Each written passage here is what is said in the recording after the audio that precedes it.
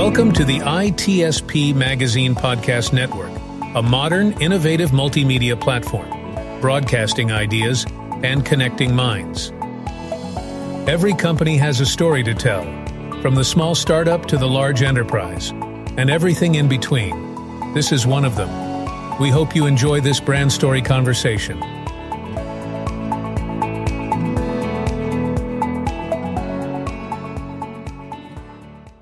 Here we are. It's a sunny day in San Francisco. Yeah. Gorgeous day. Yep. It is.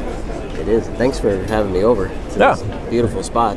Yeah, had to get you off the main floor down there, right? Outside, I can actually breathe some fresh air, yeah. which is really cool. And we'll take a selfie because if there's no picture, there's no proof. Right, exactly. Yeah. Can't prove it. So we'll do that for folks. Jim Broome is with me from DirectDefense. Jim, thanks for joining me. Thanks for having me. Yeah, it's going to be a good chat. I had a good conversation yesterday, and we talked about IT and OT convergence and maintaining separation of networks and duties and all that fun. Connect them, but don't, right? Right, Connect exactly. them where you need to, and then have that visibility and control, which you guys do a fantastic job at, because you have the knowledge of those environments. Yep. So, thrilled to have that chat. So I encourage everybody to listen to that. And today we're gonna take a turn off the highway and go into threat report land, because you guys pull some interesting data together around threats, and I'm interested to hear what's going on there. But before we do that, a few words from Mr. Jim Broome, who you are, what you're up to at DirectDefense. Sure. For those that don't know me, I'll hope some new folks, but going into my 30th year in the industry at this point, so the gray hair is real. It's not a dye job or anything like that. I'm essentially the president and CTO of DirectDefense. We specialize in security services, so penetration testing, managed services, and then the OT practice with Chris that you got to talk to the other day. So. I love Chris. And I don't think Chris and I got the history. I don't think we talked about that. So give me the background on DirectDefense. When you were founded, what was the original objective, and how do we look? Really, myself and Bo Shariari, who's my business partner, we came from a place called Accuvant, now known as Optiv in the industry. And essentially, we started our primary services day one, which is our testing services, and still a considerable bit of our business today. So we really picked up with a lot of our core customers that we had essentially built the programs for them to do testing at scale and programmatically test their products as they're going to market. And we really do have a strong base in manufacturing today across the board, which is why OT is so critical for us as well. Along the way, our managed services became a thing because of organic demand. So teasingly, when I talk to customers, like second year we were in business, ransomware became a thing. Not everybody followed our carefully crafted deliverable from the penetration test, and our first managed service was actually managed incident response, helping get the bad guy out, or post-events when all the lawyers and everybody are gone, making sure they don't have a repeat of the same thing. So we now call that purple teaming, where the red and blue team are working together to make sure they got visibility. And so we would go in there and set up testing scenarios so they could see it. And ultimately, our customers flat out asked us, hey, you guys do a really good job of finding solutions that work. Just add the service to it. Perfect. And so that's how we got started. Perfect. So not all of that, a lot of that data, I presume, become lessons learned, right? Exactly. Yeah. Here are the threats we're seeing, that's data. Here are the attacks that we've seen happen because we didn't block the threats properly. Here is threat activity broadly outside of the organization. Is that the driver behind the threat report? Yes, very much so. I mean, directly what we saw, what made the news last year, like Scattered Spider, the threat actor group that was part of Black Hat affiliate. They made a lot of news with the hacking of MGM, and we know we went toe-to-toe with them on 8 different occasions. And we're really able to kind of take the themes and lessons learned from those attacks and turn that into value to our services across the board. The threat report that we kind of highlight, and also our message to customers, is making sure that they ask for their partners to really be a partner, their service providers. And so one of the things, the themes that we come out of the data set was, number one, how is that message resonating with our customers? Case in point is, we take the same core alerts with every customer, but we let them tell us which one are more important, which one is a higher priority. Or better yet, what's your work case on how you want this to be remediated for you? We found we actually have about an 8% variance from client A to client B across the board. So from a service delivery standpoint, the challenge is definitely on us to be as consistent as possible. But with that being said, it allows us to actually do a lot of customization for customers. And we've actually, by all means, go look at the report, but we found that message is definitely resonating. We have a core set of, if you will, cyber alerts, cybersecurity related alerts, but we found that about 30% of the overall volume going back out to clients is things they specifically asked for. That's programmatic. It's not just a cyber thing. It's a productivity thing. It's a change management thing. That all feed into making sure a customer gets what they need. And that directly translated into the threats that we also saw with threat actors like Scattered Spider. We had the benefit of a very customer with a very mature MFA program. That one of the things we did for them a couple years ago was we created a standard set of rules and alerts, because they had already programmatically established that they're going to roll out new MFA.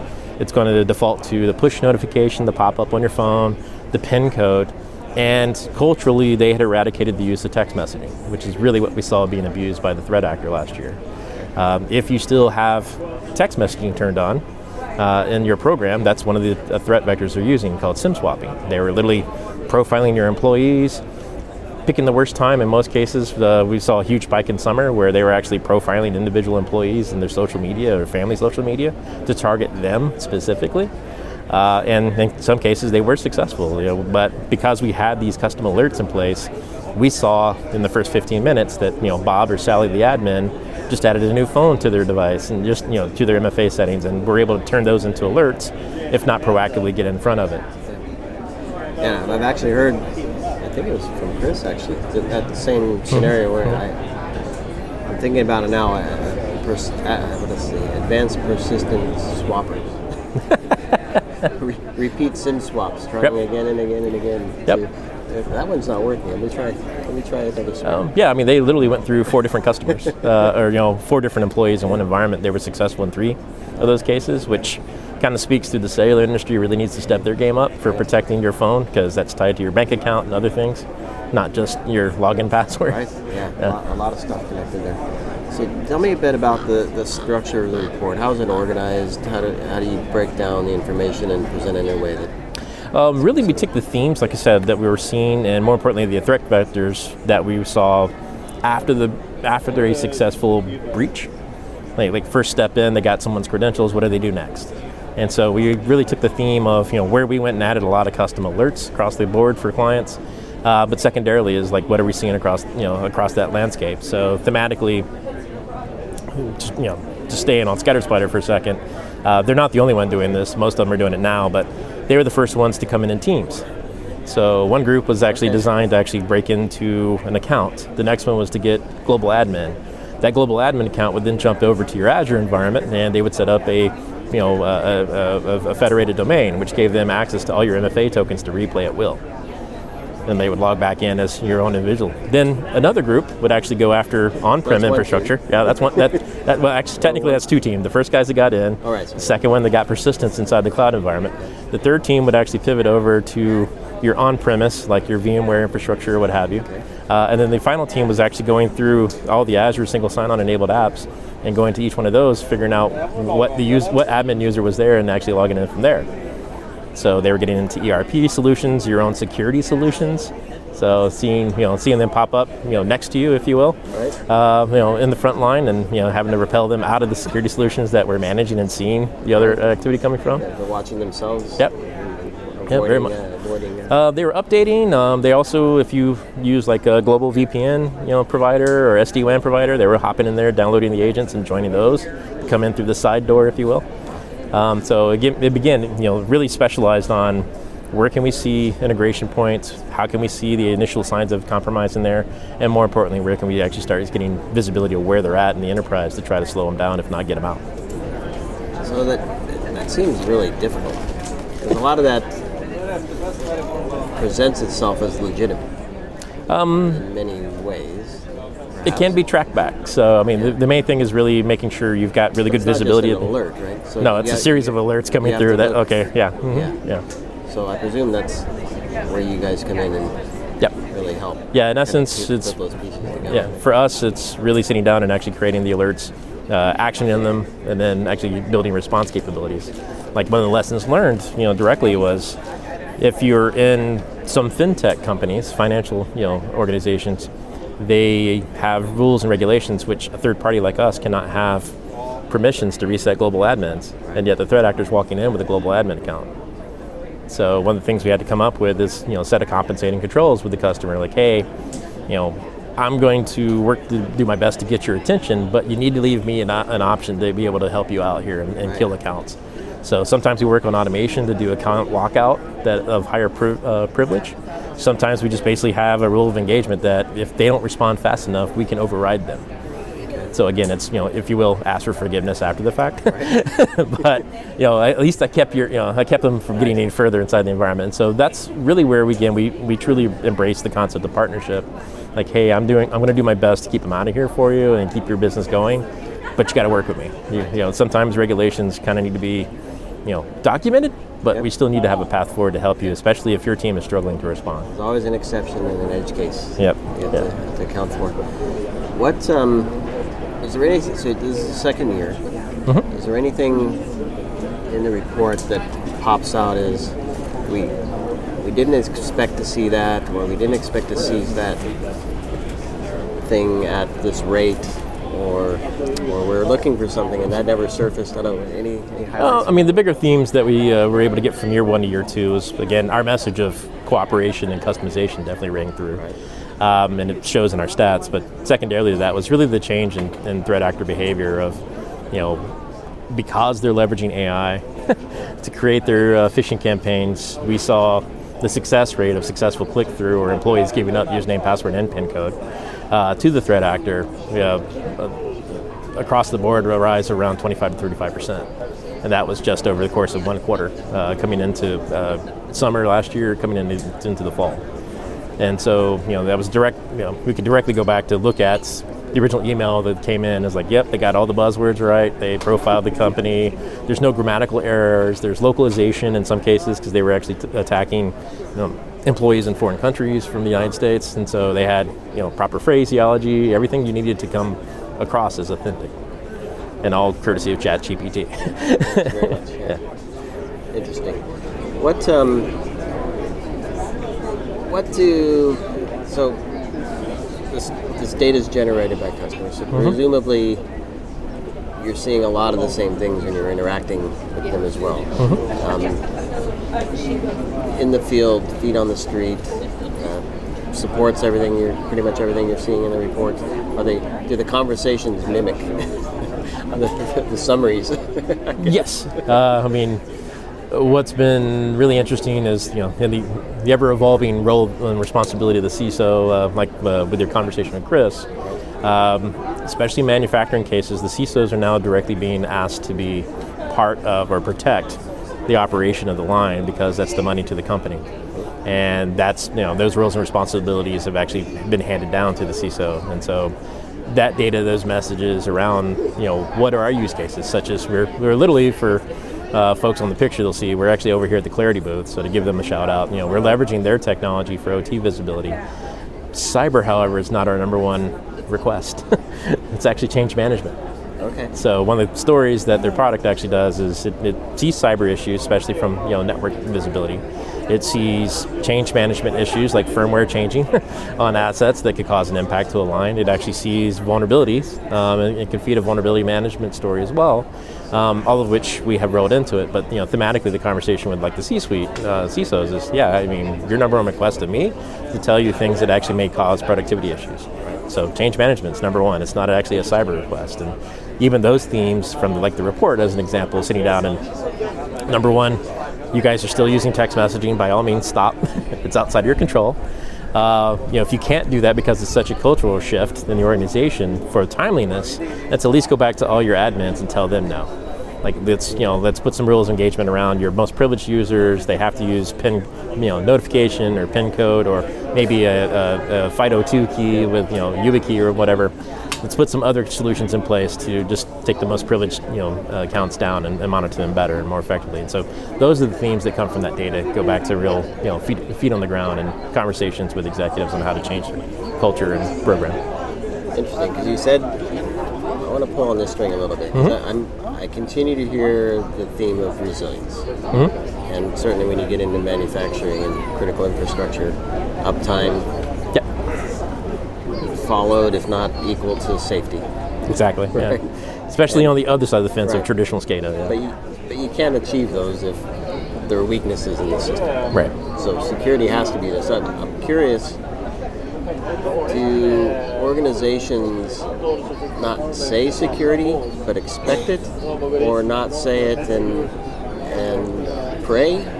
Or what's the, I mean, we do still practice a lot of faith-based cybersecurity here in the United States. I'm just wondering if that's Lord, please shifting. let them hack somebody else. But really, the bigger change or shift around OT and around uptime monitoring, availability is the number one concern because that's bottom dollar for everybody in that scenario. But what it really translates into is we're using cybersecurity products to go back to core IT disciplines, which is just did you have a proper change management window? Was this patch tested before we rolled it out? Because we've seen, using one example, if that line goes down for more than 15 minutes, the CEO gets a phone call to let them know they're not making their number that quarter. So that it's a direct impact. So those stories kind of matriculate back to just core IT more than IS. Right. Because I'm old enough at this point I still make the delineation between the two. Oh, definitely. So thematically that's kind of where we're seeing a lot of that today is really finding or using cybersecurity solutions to actually give an IT conversation. So earlier you mentioned, I presume you provide guidance, but it sounds like you also seek direct feedback because each business is unique, where they are, what they operate in, how their culture, all that stuff plays a role. Same question for two different audiences. For existing customers, how can the findings in the report, the data from the report, help them have a better engagement with you, to have that collaboration of here's what we're seeing in the report that might impact your business, help us understand where we can kind of come in and then further help? Sure. So for the customer engagement today, we seasonally our biggest feedback is we force them to talk to us. And so we do believe in collaboration. We do have constant stand-up meetings. And so we have at the very least a quarterly strategic meeting to go over these findings as they're fresh into our ecosystem. So the fact they were distilled into a report, right? We're constantly trying to hold their hand and get them through the process because, case in point, things change every week. If an organization is still using, for example, Oracle, platforms, Oracle is notoriously tough to work with. They don't have the best, patching schedule like the other vendors are monthly. Theirs is quarterly, so you get hit with 500 patches at once, and you got to figure out which patch goes into this application stack. So, singling out doesn't knock everything off. Right. Well, singling out PeopleSoft is a great example. It's a legacy technology they have. It's in just about every major corporation today. However, it's 18 patches individually to secure the web server. Exactly. It has to be in the right order. And so if you mess up, you're still vulnerable. And so we do see, for example, what we call priority 2 events, which is web shells dropping on web servers from time to time. That's your first incursion. So you hope your EDR stops it. If it doesn't, then we've got secondary, visibility stories specifically for, discovery and when they start trying to break off that machine and jump into other things. That's threat hunting at scale. That's, essentially what we're doing is looking for the gaps out there. And so we take, again, all this data, all this, day to day and bring that back to our customers like, hey, you're running this, strongly recommend you deploy it this way, and just, give that guidance. That's huge. Yeah. So for the other audience, those who have not had the pleasure working with you and Chris and the team. Happy to talk to everybody, give you a demo. That's right. What should they be looking for in the report to kind of set the stage? Sure. For most of our stuff is we try to present this in a very tactile and common sense manner. Number one, stop using tech messaging. Your bank's unfortunately are federally insured, so they're still doing it, but we're actually starting to see banks get away from using texting as an option now and going to more common things like Google Authenticator or whatever. Number two is really going to be be aware of your single sign-on, how it's integrated into the various bits of your cloud infrastructure out there, and have visibility stories. Case in point is one of the solutions we monitor is Salesforce. We also monitor ServiceNow, which is a key repository of data for a lot of companies, and just seeing what's logging in there, we can spot not only threat actor behavior, but we can also spot developers not acting well using third-party apps to back up things they probably weren't authorized to back up. So you can see a lot of that visibility and turn that into those type of visibility stories for the organization. And number 3 really today is if you're definitely going to not invest in EDR, then go take a look at our buddies over at Halcyon. They're definitely solving the ransomware problem. So if you're not ready or you can't afford to invest in enterprise EDR solutions, then second option is available for you now, which just looks at solving the ransomware problem. Got it. All right. So read the report, connect with Jim, look at the partners. It's all about initial assessments, gaining visibility through monitoring, and having the wherewithal from your team to close the gaps. And just truly, when we talk to clients, if you're out there evaluating MDR and MSSPs right now, make sure you reserve your right for your service you're looking for. So my 3 simple questions I tell everybody to always ask the room is, will your MSSP support a custom alert? Will they triage that custom alert with a custom playbook? And will they do a custom response based off of the custom alert? Today's market space, if you put 10 of us in the room, only 3 of us will be left standing on average. You mentioned playbook, that's a whole other conversation. Oh yeah, that's how much time we got? Well, Jim, I'm going to leave time for folks to connect with you, and I hope they do have a good chat with you. And Chris, I've really enjoyed my conversations with both of you.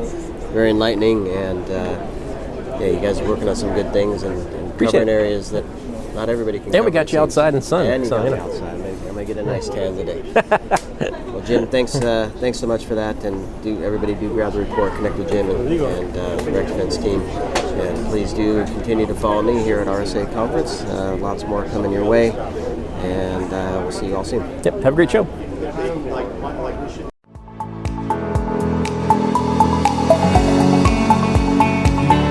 We hope you enjoyed this episode and that you will come back for more brand stories on ITSP Magazine.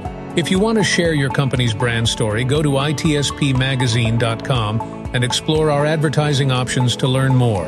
Remember to share this podcast with your friends, family, and colleagues, and stay tuned for more brand stories as we continue our journey toward redefining cybersecurity, technology, and society.